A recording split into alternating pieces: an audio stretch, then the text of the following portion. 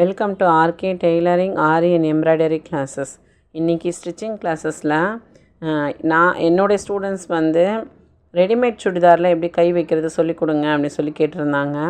So அதை அவங்களுக்கு சொல்லி கொடுத்துட்டு அதை சரி உங்களுக்கும் அதை ஷேர் பண்ணலாமேன்னு சொல்லிட்டு நான் வீடியோவாக உங்களுக்கு அப்லோட் பண்ணியிருக்கேன். நீங்கள் இதை பார்த்துட்டு கற்றுக்குங்க. இந்த மாதிரி சுடிதாரில் இந்த மாதிரி ஸ்லீவ் கொடுத்துருவாங்க.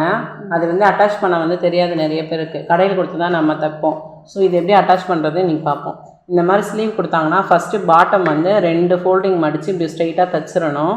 தைச்சதுக்கப்புறம் இதுக்கு இப்படி மடிச்சுட்டு இது சென்டர் எடுத்துக்கணும்.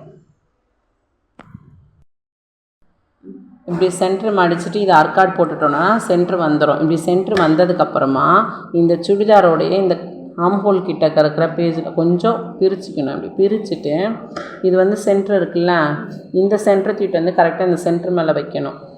வச்சுட்டு இது எங்கே தையல் இருக்கோ அந்த தையலுக்கு மேலே இதில் வைக்கணும்.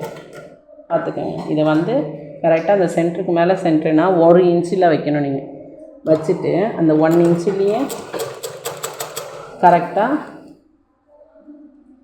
இந்த எங்கே தையல் இருக்கோ அந்த தையல் மேலேயே வச்சுட்டு வரணும். பாருங்க.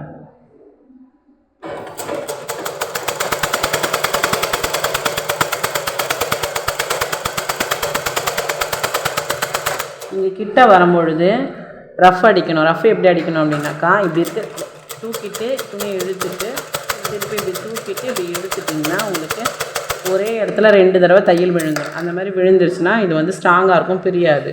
ஸோ இந்த பக்கம் பாருங்கள் எப்படி அடிச்சிருக்குதுன்னு. இப்போ இதே போல் இந்த பக்கம் அடிக்கணுன்னா இப்படி திருப்பிக்கிங்க, உங்களுக்கு ஈஸியாக இருக்கும். நீங்கள் இப்படி திருப்பி கூட வச்சுக்கலாம். நான் இப்படி பண்ணிங்கன்னா உங்களுக்கு ஈஸியாக இருக்கும். திருப்பி அதே இடத்துல நீடில் இறக்கிட்டு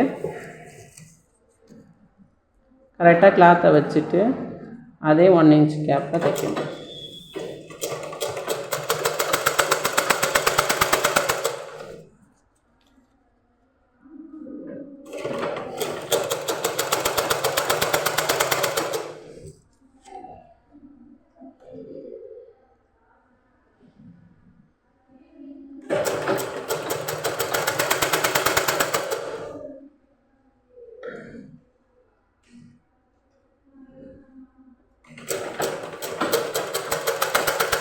சேம் அதே போல் இந்த கார்னர் கிட்ட வரும் பொழுதும்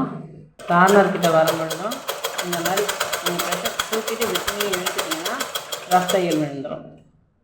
இந்த மாதிரி அடிச்சிட்டிங்கன்னா உங்களுக்கு பிரிஞ்சிட்டு வராது. இப்போ நீங்கள் தைச்சி முடித்ததுக்கப்புறம் உங்களோட கிளாத்து நீங்கள் பார்த்துட்டிங்கனாக்கா அப்படி ஜாயின் பண்ணோம் அப்படின்னாக்கா கிளாத்தை அப்படி பரட்டி விட்டுட்டு அவங்களோட கையோட சுற்றளவு எடுத்துக்கிட்டு அந்த சுற்றளவுலேருந்து தைக்க ஆரம்பிக்கணும். இங்கே ரஃபாக எடுத்துட்டு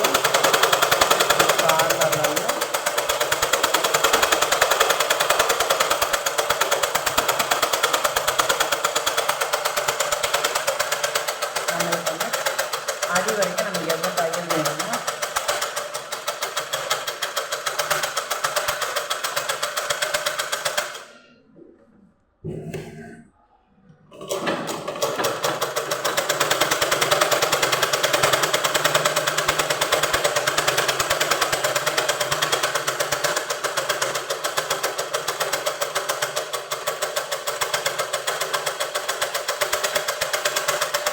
இங்கே வரும்போது இப்படி ரஃப் அடிச்சுட்டு